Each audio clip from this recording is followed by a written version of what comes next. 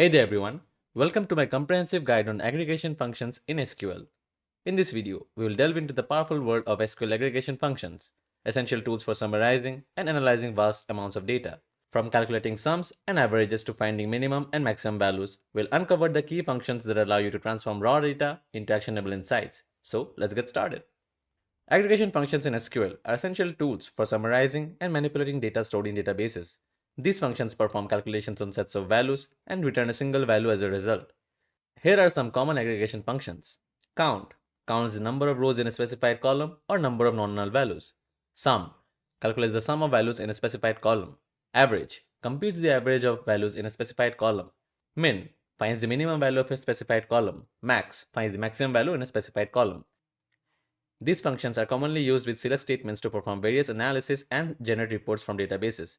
For example, you can use them to calculate total sales, average prices, or find the most popular items in a dataset. Aggregation functions are powerful tools for extracting meaningful insights from large volumes of data efficiently. Now, let's look at some examples to understand them better. In this example, we can see that we have a table with the following columns: ID, name, department, and salary. Now, if you want to count the number of rows in the table, remove the star, write count, and inside bracket write star from employees, and if you run it, it will give you the total number of rows in the table, that is 6. Now, if you want to find the total salary of all the employees, we have to use the function sum. Now remove count star, write sum of, we want to find the total of salary, right? So write the column name, that is salary, from employees, and if you run it, it will give you the sum of all the salaries. Now you can see that the column name is coming as sum of salary. So if you just want to give an alias for it, after sum salary, write as total salary. And if you run it, you will see that the column name is now total salary. So that's how you can give an alias to the column name. Now, if you want to find the total salary of the employees who are working in the sales department, then after employees, write where department is equal to sales. Now if you run it, it will give you the total salary of all the employees who are working in the sales department. Now, if you want to find the average salary of all the employees,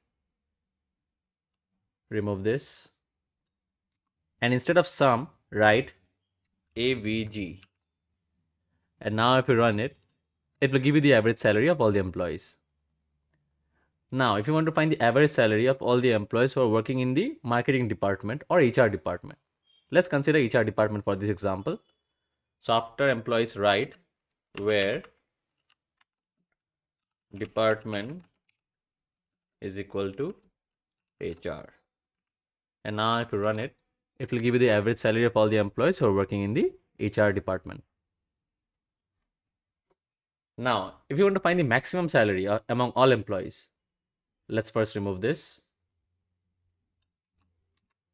And instead of average, we'll write max. And let's give the name as maximum salary. And if you run it, it will give you the maximum salary, that is 60,000. Similarly, if you want to find the minimum salary among all employees, replace the max by min. And let's change the name to min salary.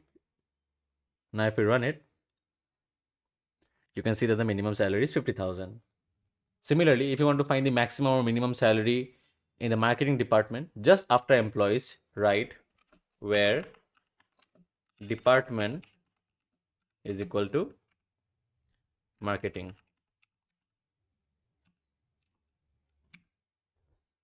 Now if you run it, it will give you the minimum salary of employees who are working in the marketing department, that is 55,000. So that's how you can use aggregation functions in SQL. That's all for this video. Thank you for watching. If you found this video helpful, don't forget to like, subscribe, and comment down any doubts if you have. Thanks for tuning in. I'll see you in the next one.